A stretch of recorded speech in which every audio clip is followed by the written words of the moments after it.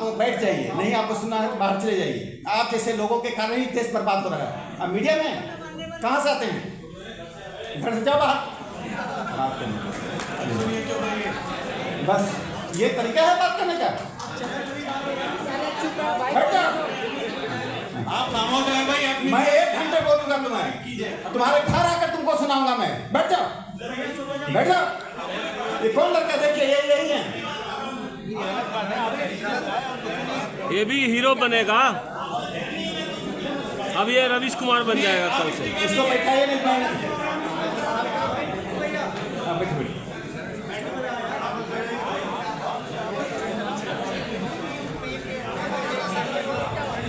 अब ये रवीश कुमार बन जाएगा कल से।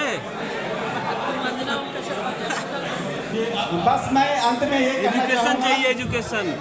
कि ऐसे जो छोटे से एलिमेंट हैं, गलती इस बच्चे की नहीं है। इसके माथे में जो जहर बो दिया गया है, चाहे मीडिया के द्वारा, अखबारों के द्वारा, घर में पड़ोस से वो जहर निकल रहा है। तो मैं इतना कहना चाहता हूँ, हम मिलें जुलें, एक साथ रहें। हिंदुस्तान एक साथ चलेगा, एक साथ रहेगा। इसका future of Muslim league, future of India, इसी के साथ हम चलें और इसी के साथ हम रहें। बहुत बहुत शुक्रिया। कि जब हम वास्तविकता से दूर होकर बात करते हैं तो किसी निष्कर्ष पर नहीं पहुंच पाते हैं। पुरानी बात है, जब मैं राज्यसभा में नहीं था, एक टीवी चैनल से मुझे फ़ोन आया। टीवी चैनल पर तो मेरा एक व्यवसाय बन गया था 4 बजे से लेकर 11 बजे तक बैठने का। आया कि आज डिबेट में आपसे शुरू करूँ। मैं दिल्ली विश्वविद्यालय के रतन टाटा लाइब्रेरी में पढ़ता था, वहीं बैठा हुआ था। मैं खुश हुआ कि डिबेट जब शुरू होता है थोड़ी महत्व मिलती है। फिर जिसने कहा डिबेट शुरू करूँगा, एक राष्ट्रीय चैनल था, मैं नाम बताना अनुचित है, वो कुछ पॉज दिया, कुछ बोलना चाहता था लेकिन बोल नहीं पाया। आधे घंटे बाद फिर फ़ोन आया कि सर डिबेट आपसे ही शुरू होगी। मैं कहा तो आपने बता ही दिया। आधे घंटे बाद फिर फ़ोन आया। मैं कहा देखिए मैं लाइब्रेरी के अंदर हूँ और बार बार आप कह रहे हैं कुछ बात है क्या?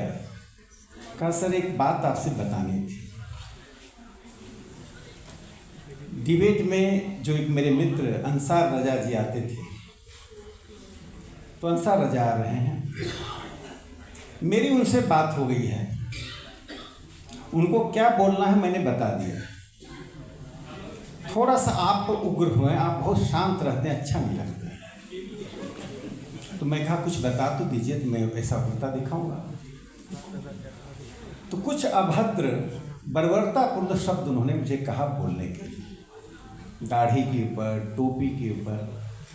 मैं कहा बहुत अच्छा, मैं ज़रूर बोलूँगा, कुछ और है तो बता दीजिए। फिर आधे घंटे बाद मैंने उसको फ़ोन किया कि ये काफ़ी नहीं है, कुछ और बताइए। कहा सर अब आप जो बोलना है बोल दीजिए, आप दोनों झगड़ा करेंगे, मैं बीच बचाव करूँगा, फिर डिबेट हिट जाएगी, आप भी ट्रेंड करेंगे ट्विटर पर, मैं भी करूँगा। हो गया। फिर उस चैनल की गाड़ी आई, उसका फ़ोन आया कि सर आपसे डिबेट शुरू होना है, नोएडा आने में शाम को दिक्कत होती है, आप जल्दी चले जाइए। मैं कहा मैं नोएडा नहीं आ पाऊँगा, मुझे मुंबई जाना है, कोई अचानक काम आ गया है। कहा सर अचानक क्या होगा? डिबेट आपसे शुरू करना, मैंने किसी से बात भी नहीं किया है, अब मैं किसको बुलाऊँगा? मैं कहा कुछ बहुत ज़रूरत काम आ गया है। कहा क्या बताएं सर, कुछ खास बात है क्या? मैंने कहा आपने जो मुझे निर्देश दिया उसका मैं वॉशरूम में जाकर कई बार रिहर्सल किया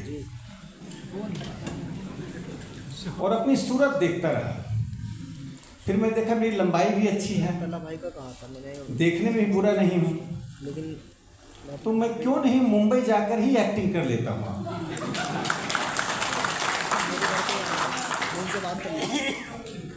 मैं इस देश में किसी का दाढ़ी नोचने, किसी का टोपी उतारने के लिए पैदा नहीं लिया।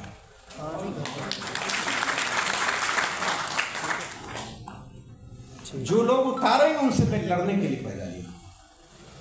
मैं राष्ट्रीय स्वयंसेवक संघ का स्वयंसेवक हूँ, मैं अपनी जिम्मेदारी को समझता हूँ। इसलिए मैं एक बात बताना चाहता हूँ,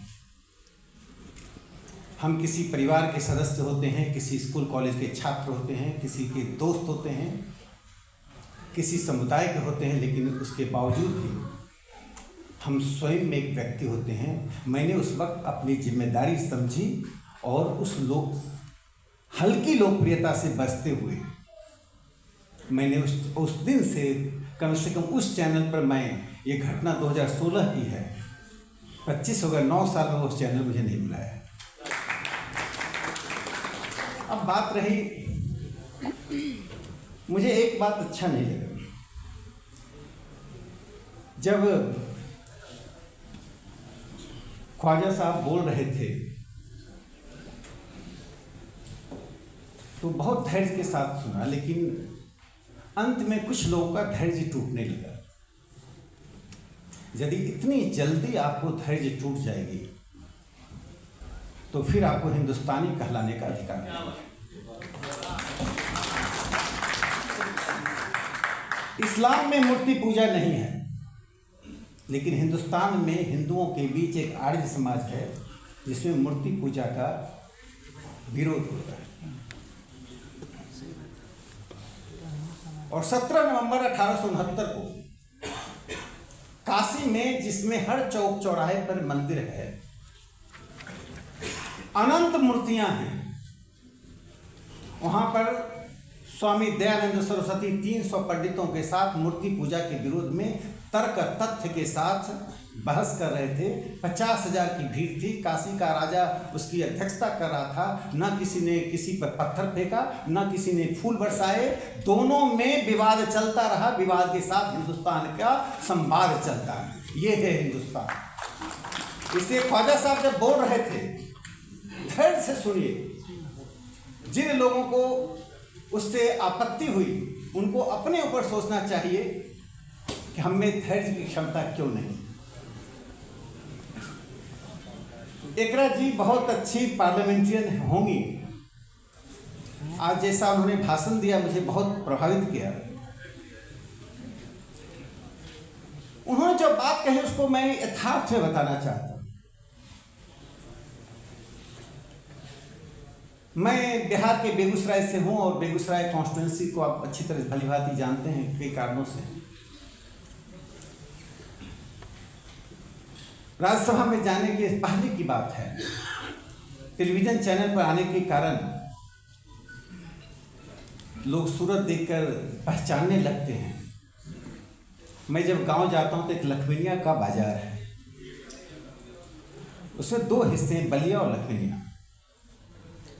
लखमीनिया मुस्लिमों की बस्ती है और बलिया हिंदुओं में ज़्यादा है, लेकिन पता नहीं चलता है कि कौन कहाँ रहता है। तो मैं उस सब्जी की बाजार में शाम को घूम रहा था, तो पीछे से एक नौजवान, वो 2 दिन पहले मेरे घर आए थे इसलिए कहानी याद आ गई। जामिया में पढ़ाते थे, तब मैं नहीं जानता था, मेरा कोई परिचय नहीं था। पीछे से आए और मेरे कंधे पे हाथ रखा, कहा आप राकेश सिन्हा जी हैं, आप संघ के हैं ना, आप टीवी चैनल पर आते, बहुत अच्छा करते हैं। बहुत अच्छा लगा कि हमारे यहाँ का कोई व्यक्ति इतना बड़ा नाम कमा लिया है। मैं कहा आप कौन हैं? उन्होंने कहा मैं अतुर रहमान हूँ, मैं जामिया में केमिस्ट्री पढ़ाता हूँ। मैं चैनल पर आकर निश्चित तौर पर ऐसी बातें नहीं करता हूँ जो सामान्य मुसलमानों को, बहुत से मुसलमानों को अच्छा लगता होगा, या मैं जिस विचारधारा से हूँ वो विचारधारा को स्वीकृत हूँ।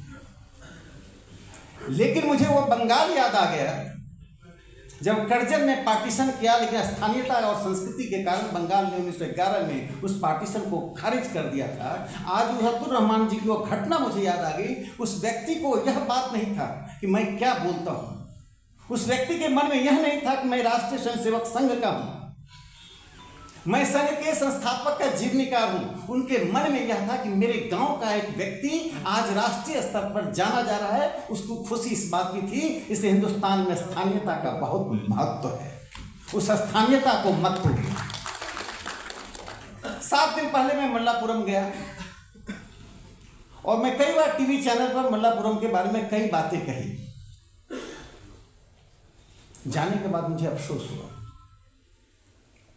जब मैं गया तो स्वाभाविक था कि संघ के एक संस्था का कार्यक्रम था, मैं कार्यक्रम में गया,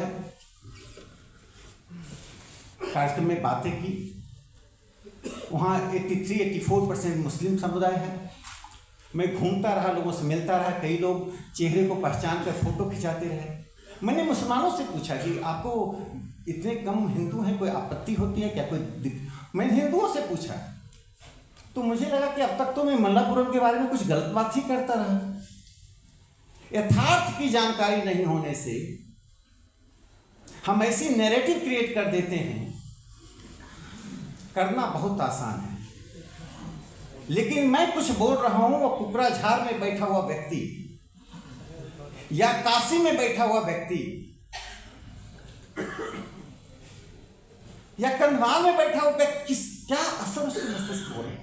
उसे लग रहा है ये हकीकत है। इसलिए परसेप्शन बेस्ड पॉलिटिक्स को, परसेप्शन बेस्ड नैरेटिव को समाप्त करने के लिए सबसे अच्छा रास्ता है आउटरीच। और शाहिद सिद्दीकी साहब के इस कार्यक्रम को मैं यही आउटरीच को एक महत्वपूर्ण हिस्सा मानता हूं। जब तक हम जानेंगे नहीं कि आपके घर में क्या होता है और मेरे घर में क्या होता है, और जब तक हम पहल नहीं करेंगे, बैठकर सेमिनार करने से समस्याओं का यदि समाधान हो जाता तो दुनिया में 2 विश्व युद्ध नहीं होते। जितने खर्च शांति के ऊपर समय हुआ, पैसा हुआ, ऊर्जा हुई, उसके बाद भी अशांति फैली हुई है। कदम बढ़ाना पड़ता है। मैं एक और दूसरी घटना का जिक्र करना चाहता हूं। प्रधानमंत्री जी का जो विकसित भारत यात्रा था वो करके मैं एक जिले से जब अपने बेगूसराय आया तो कार्यकर्ताओं में बहुत रोष था। एक 16 साल की जादव समुदाय की बच्ची को एक मुस्लिम देकर भाग गया। कहा चलिए परिवार से मिल लीजिए, जो एक सामान्य राजनीति हो गई है, हल्की राजनीति हो गई है। उस कार्यकर्ता के लिए इतना था कि मेरे नेता का फोटो वहां होना चाहिए, उस परिवार से मिलना चाहिए, दुख दूर हो, समस्या का समाधान हो। मैं उसमें दूरगामी परिणाम देख रहा था। मैं कहा घटना यहाँ की है, वो प्रेम है, साजिश है, जो भी है यहाँ की। असर पड़ेगा असम में, असर पड़ेगा केरल में, असर पड़ेगा उत्तर प्रदेश में। इसको तो यही रोकना पड़ेगा। मैं गया, 700-800 की भीड़ थी। ऐसा लगा कि युद्ध का माहौल बना हुआ है। पहले मैंने पुलिस ऑफिसर से बात की, एक से बात की, एसपी से बात की। 1 घंटे लग गए। किसी ने कान में आकर कहा अरे आप तो फोटो खिंचाने आए थे, आप तो यहीं पूरा समय बिता देंगे, और जगह भी जाना। मैं कहा रुक जाओ, तुम जाओ, मैं ही रहूँगा। जब 8 बज गया, पुलिस से मामला सुलझ मैंने ले लिया, तो मैंने उस मुस्लिम बस्ती में फ़ोन किया और फ़ोन करके कहा कि मैं आपके यहाँ आ रहा हूँ। बड़े खुश हुए लोग। अब यहाँ विरोध हुआ कि आप नहीं जा सकते। मैं कहा कोई नहीं जाए साथ, मैं जाऊँगा। मेरा ड्राइवर नहीं जाएगा तब भी मैं पैदल जाऊँगा, लेकिन मैं जाऊँगा जरूर, और पुलिस लेकर नहीं जाऊँगा। इसी हिंदुस्तान में स्वामी श्रद्धानंद हुए। मैं पुलिस लेकर तो बस्ती में नहीं जाऊँ, और मैं गया। 200-250 लोग प्रतीक्षा कर रहे थे। जल्दी से बुके भी बनवा लिया था, फूल माला भी पहना दिया था, और मैंने डांटते हुए भाषण दिया। मैं इस विश्वास के साथ भाषण दे रहा था कि मैं अपने भाइयों, अपने बच्चों, अपने पिता, अपने पड़ोसी के से बात कर रहा हूं, मैं किसी कौम से बात नहीं कर रहा। और मैंने कहा 2 दिन में बच्ची चाहिए। आपको मालूम नहीं है इसका असर क्या होगा, इससे नैरेटिव क्या बनेगा, और ऐसा क्यों होता है। जब मैं बार बार कहा ऐसा क्यों होता है, ऐसी चौथी घटना क्यों घट गई। एक बुजुर्ग सरपंच जिनकी उम्र 78 साल की थी, जो 10 साल से वहाँ सरपंच थे, उन्होंने रोते हुए कहा कि पहली बार मुझे लगा कि वो मेरा अभिभावक है, जो हमें डांट भी सकता है, जो हमें रास्ता भी दिखा सकता है। और 2 दिन में बच्ची आ गई। ना मामला प्रेस में गया, ना मामला झगड़े का कारण बना, ना टीवी चैनल में डिबेट का कारण बना। यदि हम प्रयास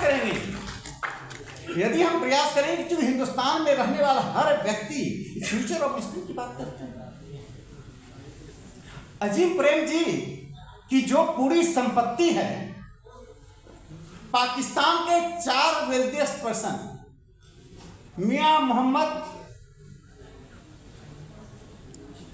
मासा $5 billion,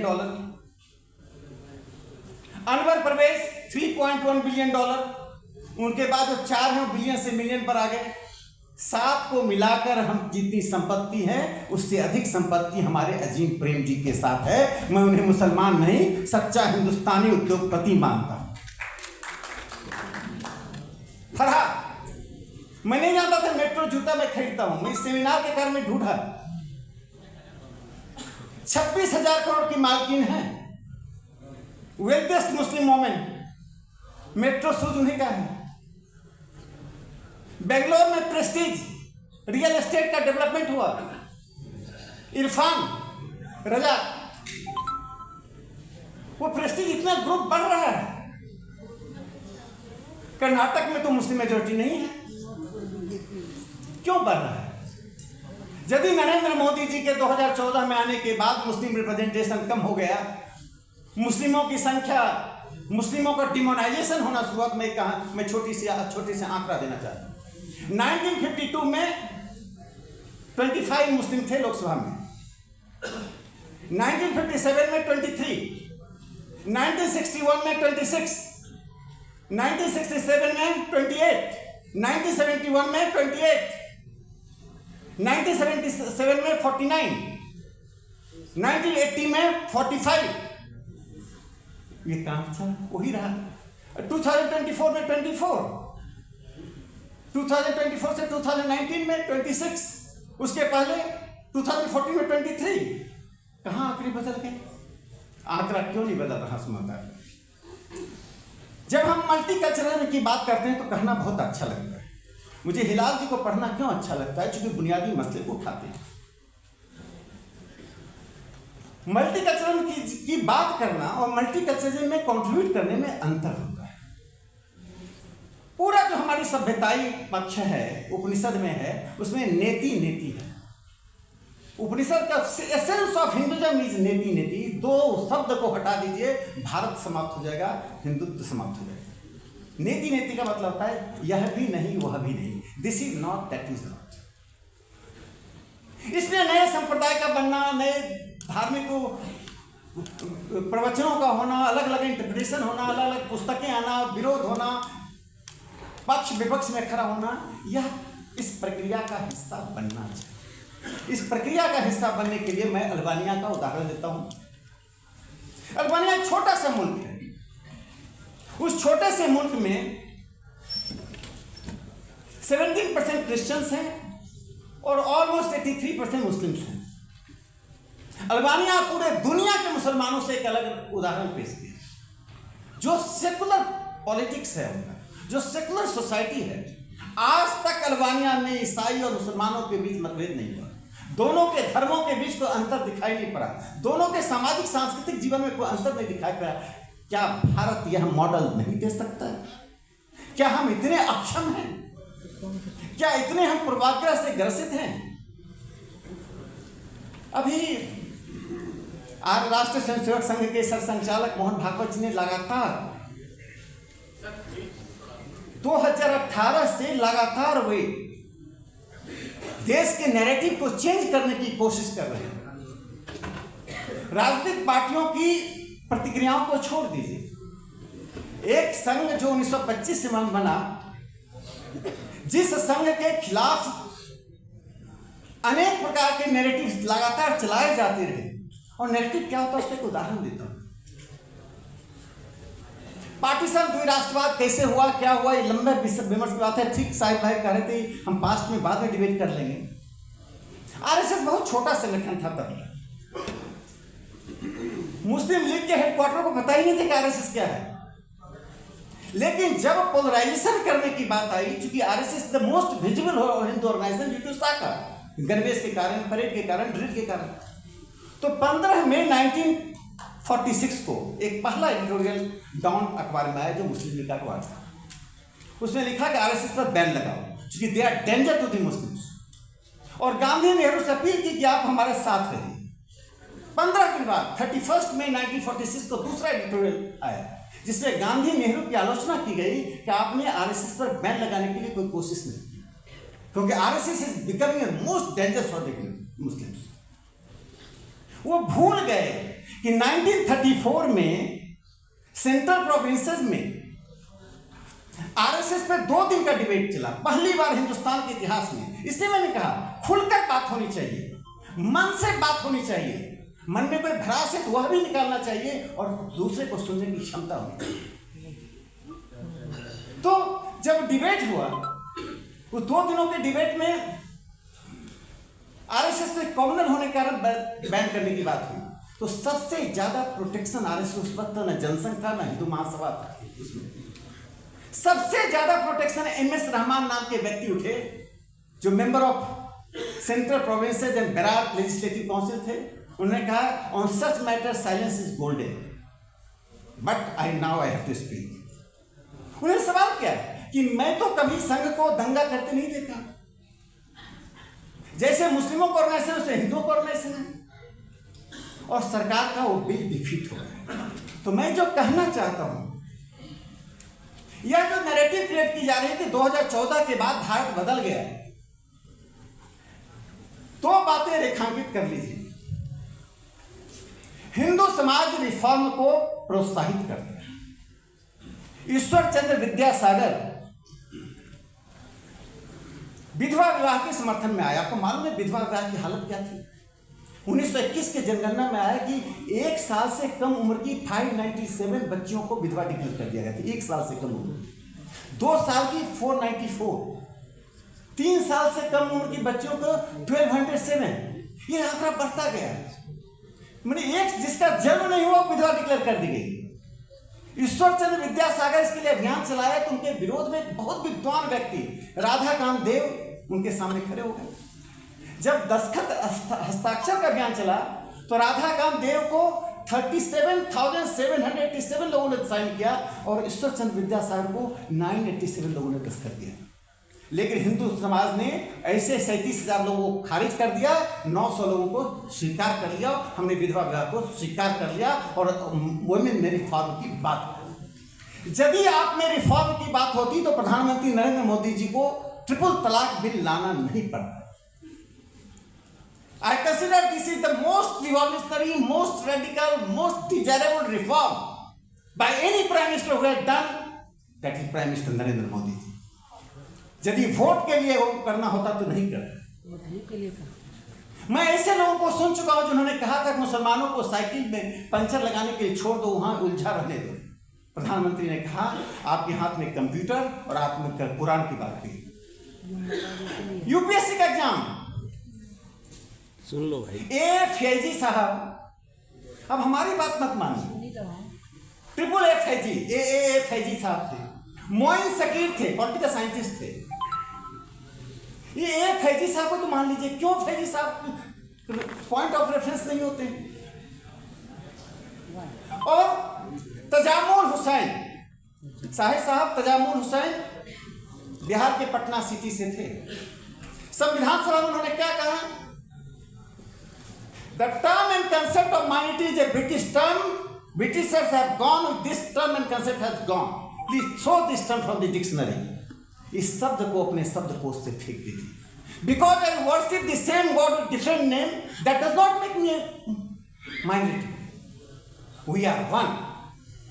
doctor S A Mukherjee थे, आस्था से ईसाई थे, प्रैक्टिसिंग मुस्लिम थे, vice chairman of constituent assembly. उन्होंने क्या कहा? If we want to make one nation, one people, we cannot dare to accept any community on the basis of religion as a majority and minority. इसलिए मैंने कहा कि हिंदुस्तान में हम सबको एक साझा प्रयास करना चाहिए और साझा प्रयास में सामाजिक सुधार भी आता है। और कितना हम एक दूसरे से मिलते हैं। जो Muslim middle class is betraying the Muslim community, मैं इतना कहूँ, जो मुस्लिम मिडिल क्लास को मध्यम वर्ग को भूमिका निभानी चाहिए थी वो मध्यम वर्ग भूमिका नहीं निभा रहा। मुस्लिम ये पूरी लड़ाई सांप्रदायिकता की लड़ाई को मैंने देखा, ये कुलीनों को अवसर की लड़ाई है। Communalism travels from metropolitan cities to be great city then the villages. कभी भी सांप्रदायिकता गांव से शुरू होकर नई दिल्ली नहीं पहुंचती है। सांप्रदायिकता नई दिल्ली, कलकत्ता, चेन्नई, माने बड़े शहरों से छोटे गांव तक पहुंचती है। और अधिकांश मुसलमान और हिंदू गांवों में रहते हैं तो दोषी वो नहीं है, दोषी सांप्रदायिकता के लिए वो कुलीन वर्ग है, ये एलीट क्लास है, ये अवसरवादी क्लास है जो अपने अवसर के लिए आम मुसलमानों को इसके लिए मोहरा बनाए। कृपया उसको मोहरा मत बनाओ। और अंत में मैं एक बात कहकर अपनी बात समाप्त करता हूँ। एक बड़ी रोचक घटना घटी एक बार। घटना यह घटी कि मैं कॉलेज में टीचर इंचार्ज था और जाहिर दिल्ली विश्वविद्यालय में अधिकांश उस वक्त शिक्षक जो थे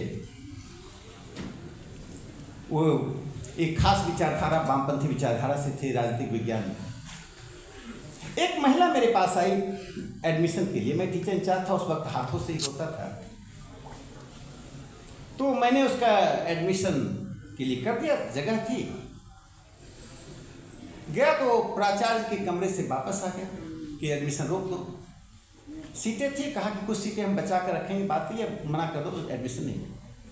मैंने उस महिला का नाम भी नहीं देखा, मैंने बच्ची का मार्क्स देखा, योग्यता देखी, उसके अलावा मुझे कुछ देखने की जरूरत नहीं थी। जाहिर है यहाँ कोई अफगानिस्तान का, अमेरिका का व्यक्ति तो अप्लाई करेगा नहीं, क्यों मैं अपना समय खराब करूँ। मैंने कहा एडमिशन का, फिर रोने लगी कि सर आज लास्ट डेट है और वहाँ से मना हो रहा है। मैंने लिख कर दिया कि kindly I refer this case to the council, जो हमारी काउंसिल तो उसको रेफर कर रहा हूँ, क्योंकि जब सीट है तो क्यों नहीं एडमिशन होगा। इसके पहले मेरे एक मित्र थे, मैं नाम नहीं बोलूँगा, पत्रकार, बड़े अंग्रेजी पत्रकार रहे हैं, उनके बच्चे के एडमिशन के लिए मैं प्रिंसिपल से झगड़ चुका था। वो भी खास करके मुस्लिम भी थे, उनका एडमिशन मैंने कराया था। तो दो शिक्षकों ने, जो ऐसे तो वामपंथी थे और मंच पर आकर बहुत सेकुलरिज्म की बात करते हैं, उन्होंने कहा कि राकेश सिन्हा पागल हो गया क्या, दोनों केस के लिए लड़ रहा है, दोनों मुसलमान हैं, वो तो आरएसएस का है। यानी मैं आरएसएस का था तो मुसलमानों को खोज खोज कर मैं चाकू मारूं, उनको अवसरों से वंचित करूं। यह जो परसेप्शन है, अंत में उस बच्ची का एडमिशन हुआ और उसने कहा सर ऊपर से विरोध है तो मेरी बच्ची कैसे पढ़ेगी। फिर मैंने फ़ोन करके बगल के कॉलेज उसका एडमिशन कराया। देखिए, हमारे परसेप्शन हो सकते हैं, अनेक तरह की बातें हो सकती हैं। तो जो एक शब्द का जो प्रयोग किया गया यहाँ पर, हमारे विरोधी, हम विरोधी नहीं हैं, हमारा दृष्टिकोण अलग है। विरोधी होने का मतलब हम आपके अस्तित्व को मिटा देना चाहते हैं। राजनीतिक पार्टियां एक दूसरे को अस्तित्व को मिटाएं, अस्तित्व को बनाएं। हम समाज के लोग, हम उस राजनीति को लेकर आगे बढ़ेंगे जिस राजनीति में हम कदम बढ़ाएंगे, स्थान स्थान पर झगड़े को सुलझाएंगे और एज अपने व्यक्तित्व के रूप में हम समस्या का समाधान करेंगे। यदि ऐसा नहीं किया तो ये नैरेटिव बना बनाकर काल्पनिक शत्रु पैदा करके हमें लड़ाते रहेंगे, हम लड़ते रहेंगे। और जो बात आपने कही, 75 साल से जो समस्या के लिए आप लड़ रहे हैं, वो समस्या वैसी बनी रहती है। समस्याओं को खड़ा करने की आवश्यकता नहीं है, समस्याओं को समाधान करने की आवश्यकता है। इसलिए एक दूसरे से मिलें, जुलें, बातें करें। और जो प्रधानमंत्री नरेंद्र मोदी जी के जो मैंडेट को जो रिजेक्ट करते हैं, क्यों आरएसएस के से मैंडेट रिजेक्ट करते हैं, मैं आपको बता देना चाहता हूँ कि 31% टॉयलेट्स गए हैं मुसलमानों के पास। 80 करोड़ लोगों को चावल और गेहूं मिल रहा है। सच्चर कमेटी ने कहा सबसे गरीब मुसलमान हैं, तो जाहिर है 80 करोड़ में सबसे ज्यादा मुसलमानों के घर में चावल गेहूं चाहिए। तीसरी बात, आप बैठ जाइए, नहीं आपको सुनना है तो बाहर चले जाइए। आप जैसे लोगों के कारण ही देश बर्बाद हो रहा है। अब मीडिया में कहाँ से आते हैं, घर से जाओ बाहर। बस ये तरीका है बात करने का। आप नामोदय हैं भाई, अपनी मैं 1 घंटे बोलूंगा तुम्हें, तुम्हारे घर आकर तुमको सुनाऊंगा मैं। बैठ जाओ। ये कौन लड़का, देखिए यही है। ये भी हीरो बनेगा, अब ये रवीश कुमार बन जाएगा कल से। इसको बैठाइए, नहीं बैठ।